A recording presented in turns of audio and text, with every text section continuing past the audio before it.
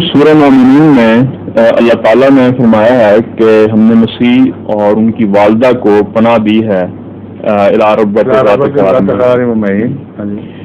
اس سلسلے میں جب بعض لوگوں کو یہ بات بتائی جاتی ہے تو وہ اس سے بچنے کی کوشش کرتے ہیں یہ کہہ کے کہ یہ بات جو ہے یا یہ آیت جو ہے یہ مسیح کی پیدائش کے وقت پر اطلاق پاتی ہے. تو میرا سوال یہ ہے کہ قرآن کریم میں کسی اور جگہ بھی اس سلسلے میں کوئی ایسا ذکر ہمیں نہیں اور کی ضرورت ہی نہیں. یہ معنی اس طرح منسوخ ہو ہی نہیں سکتے. جی آوینا ہما سے مراد یہ ہے کسی خطرے کی جگہ سے پناہ دے کر کسی محفوظ جگہ منتقل کر دیا گیا. پناہ دی گئی.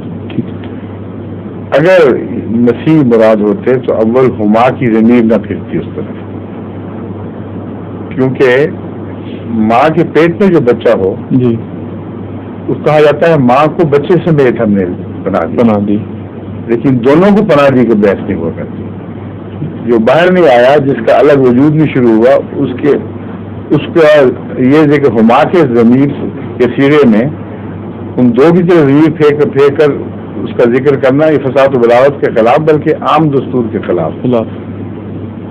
اب کوئی آپ کے پاس پریگننٹ عورت آئے تو آپ کے میں تم دونوں کی مہمان نوازی کروں گا، کیسی لگے بات ہوگی. میرے پاس یہ دونوں ماں بیٹا ہے، کوئی کہہ رہے ساتھ پھر گیا تمہارا کون دونوں ماں دونوں دیکھو اس کی پیٹ میں ہے. تو نعوذ باللہ وہ بات جس کو انسان کہے تو آپ کا سر پھر گیا ہے اللہ کی طرف کیسے منسوخ کر سکتے ہیں؟ اللہ تعالیٰ فرماتا ہے تو وہ دو وجود ہی، لیکن انسانی طرز کلام میں جب ان کا ماں کے پیٹ میں بچہ ہو اس کو دو الگ وجودوں کے طور پر ذکر نہیں کیا کرتے. یعنی زمین ان کی طرف دو کی نہیں پھیری جاتی، ایک ہی کی پھیری جاتی ہے. وہ حملہ عورت آئی سمجھے، اس لیے یہ استدلال بالکل لغو اور بودا ہے، بےمانی ہے. دوسری دلیل اس کے خلاف یہ ہے کہ جب پناہ دی تھی اس وقت تو حضرت مسیح اور بچے کو کوئی خطرہ نہیں تھا، حضرت مریم اور مسیح کو. اور ثبوت یہ ہے کہ وہی بچہ لے کر واپس خطرے کے مقام پہ چلی گئی. اوائنا کا کیا مطلب ہوا؟ اچھی پر آ گئی کہ واپس دھکیل دیا پھر، اور جب واپس گئی ہیں تب خطرہ پیدا ہوا ہے، اس سے پہلے خطرہ نہیں تھا. ہر قسم کے خطرات پیدا ہو گئے. بچے کے لیے الگ خطرہ پیدا ہو گیا، ماں کے لیے الگ، اس کے اوپر جو انہیں بکواس کرنی تھی وہ خطرہ مول لے لیا. تو اوائنا ہما کا مضمون ایسا لغو ہوگا پھر نعوذ باللہ کہ کوئی اس کا دور سے بھی تعلق نظر نہیں آتا. عجیب پناہ ہے اللہ. ٹھیک. تو اس لیے اندرونی ترکیب آیات کی ایسی ہوتی ہے کسی اور آیت کے یا اور کسی استدلال کے سہارے کی ضرورت ہی کوئی. اپنی ذات میں ہر آیت اپنا دفاع کرنے کی صلاحیت رکھتی ہے. حضور اس سے ضمنی سوال یہ نکلتا ہے کہ اگر دونوں کو اکٹھے، پھر خطرے کا وقت کون سا تھا؟ سلیب کا جو دیا جانا اصل خطرہ جب وہ چمکا ہے اور اس میں دونوں کو بچایا ہے. اس کا اگلا پہلو وہ بھی فائدہ اٹھانے والا ہے. ٹھیک ہے.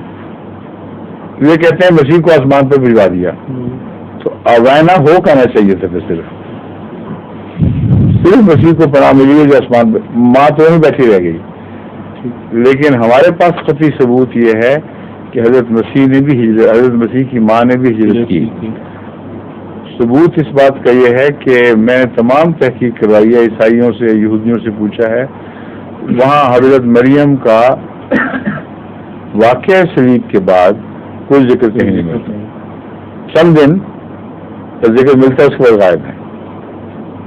اور حضرت مسیح خود اپنے بعض حواریوں کو کہتے ہیں کہ میری ماں کو تم لے جاؤ اور فلاں جگہ مجھے ملنا، جس کا مطلب ہے کہ ہجرت کی روٹ کی طرف اشارہ وہاں سے میں ساتھ لے جاؤں گا.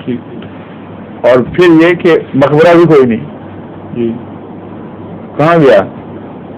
یہ جب بات اب کرتے ہیں تو بعض لوگ دھوکہ دینے کی کوشش کرتے ہیں. ایک پادری صاحب امریکہ میں تھے، ان سے میری بات ہوئی تو وہ قابل تھے مگر چلاک بھی کافی تھے. انہوں نے کہا یہ آپ نے کیا بات کی ہے؟ وہاں تو میری کا مقبرہ موجود ہے فلسطین میں.